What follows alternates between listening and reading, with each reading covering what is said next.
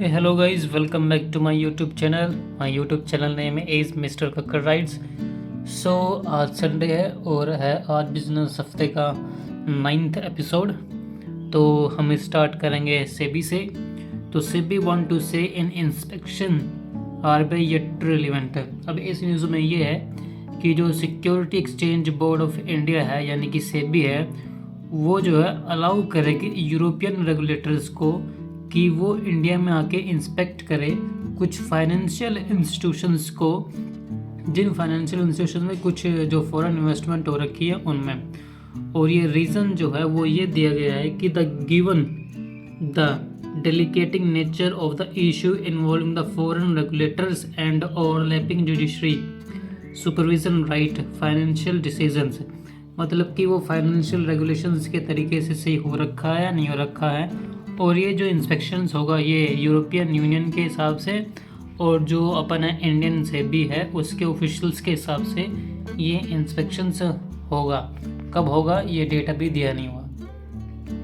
अब care hospital को जो है टेक ओवर करने की बात कर रहे हैं ये दोनों जो लीडर हैं, ये दोनों आपस में ही है, एक दोनों पढ़ लो, इसमें लिखा हुआ ब्लैकस्टोन और टीम सीक्वेंस।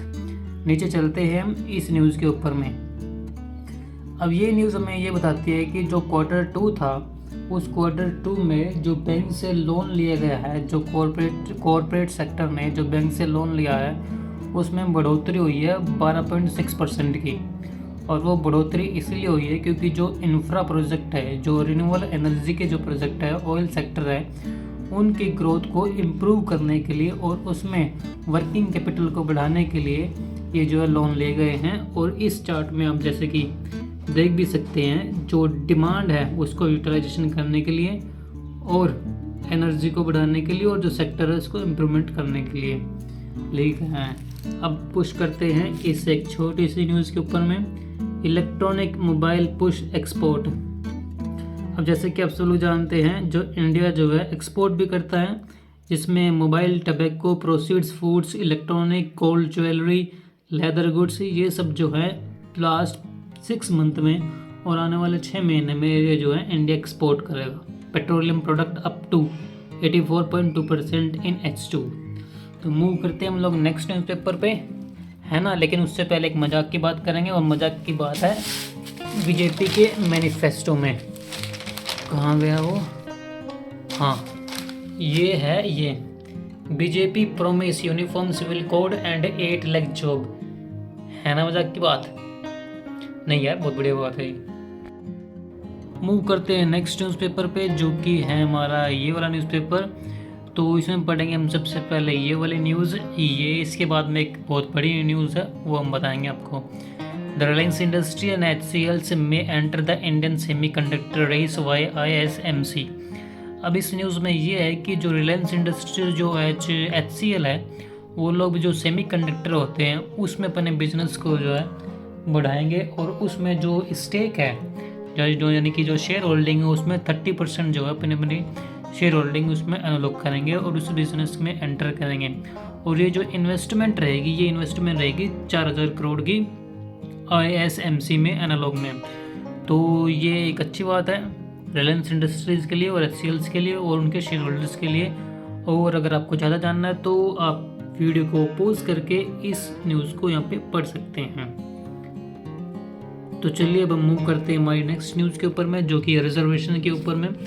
तो सबसे पहले मैं आपको ये जो हेडलाइन है आपको पढ़ के बताऊंगा, फिर उसके बाद में हम आगे मूव करेंगे। The apex court uphold 10% EWS quota in majority verdict. The supreme court has upheld the reservation in the government job and the educational institutions of for economical weaker section among the forward caste. A constitutions bench of 5 जज on the Monday in a 3-2 verdict endorsed the constitution's validity for 103 Constitution's Amendment Act 2019 passed by the Parliament।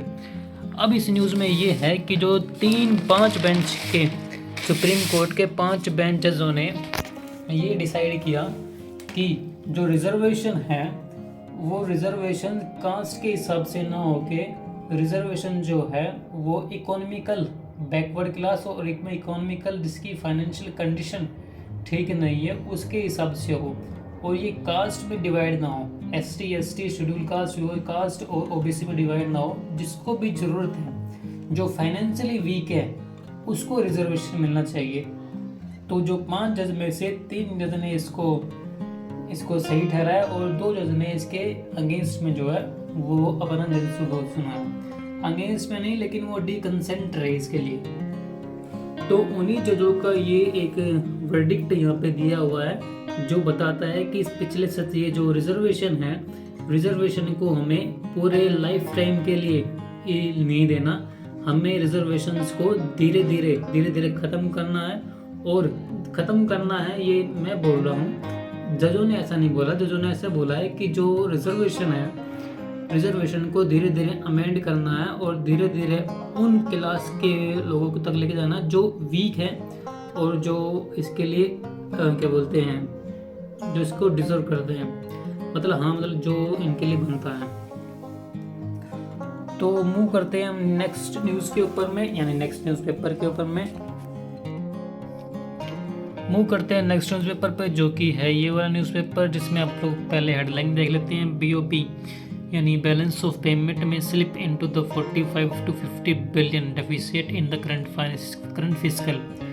इस news को हम बाद में cover करेंगे। सबसे पहले हम कवर करेंगे इस न्यूज़ को, क्योंकि इस न्यूज़ के बाद में मैं आपको इस न्यूज़ के बारे में समझा सकता हूँ। तो हम कवर करते हैं पहले ये न्यूज़। बाकी न्यूज़ तो इसमें बहुत सारी हैं, लेकिन दिखाएंगे आपको सिर्फ 2 न्यूज़।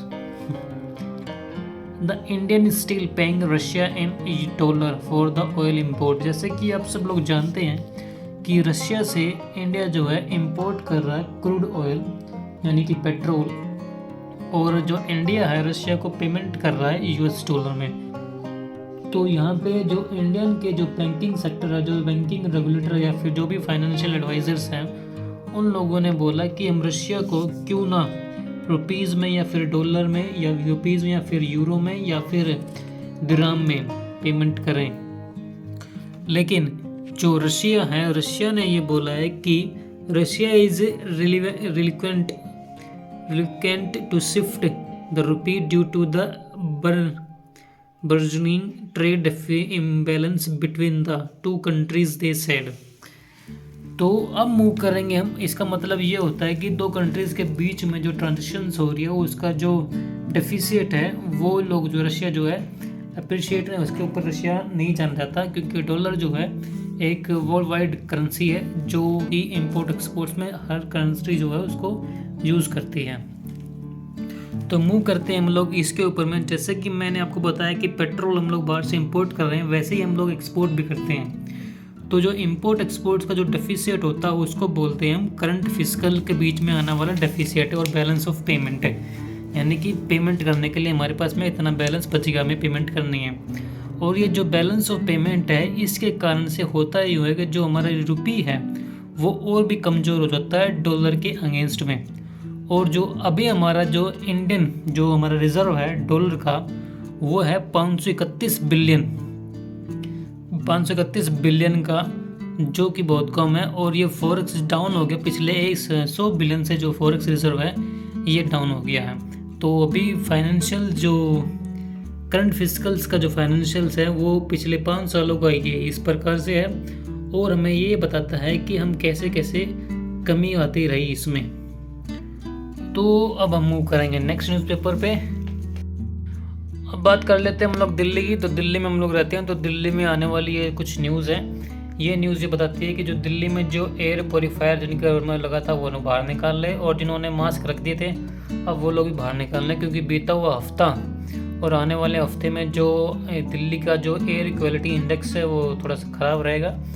तो आप लोगों को सिगरेट पीने की ज़रूरत नहीं है, वैसे ही आपको सिगरेट पीने को मिल जाएगी, क्योंकि जो पराली होती है पराली जल रही है। और पराली को इंग्लिश में क्या बोलते हैं ये मैंने अब नया नया सीखा है, इंग्लिश में हम लोग इसको बोलते हैं स्टबल बर्निंग। यस, और इस स्टबल बर्निंग को लेकर एक सुप्रीम कोर्ट में, यानी कि इस वाले न्यूज़पेपर में 2 न्यूज़पेपर हैं, एक ये इस वाले न्यूज़पेपर में सुप्रीम कोर्ट में एक PIL फाइल हुई थी, जो कि सुप्रीम कोर्ट ने रिजेक्ट कर दी उस PIL को और बोला कि इसके लिए एक अलग से एक सोल्यूशन निकाला जाए।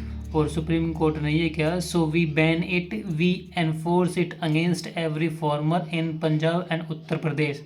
यानी हर एक उत्तर प्रदेश वाले और पंजाब के जो फार्मर हैं हम सबको जेल में डाल सकते हैं, इसके लिए एक अलग से जीनियस सोल्यूशन निकालो। सुप्रीम कोर्ट ने ये कह के PIL फाइल जो है रिजेक्ट कर दी। तो नेक्स्ट न्यूज़ आती है ये, the center moving change to capital gain tax regime. इसके ऊपर हम आने वाले भी हफ्ते में जो बात करेंगे। तो थैंक यू सो मच हमारे साथ जुड़ने के लिए भी इस बिजनेस हफ्ते में। तो थैंक यू।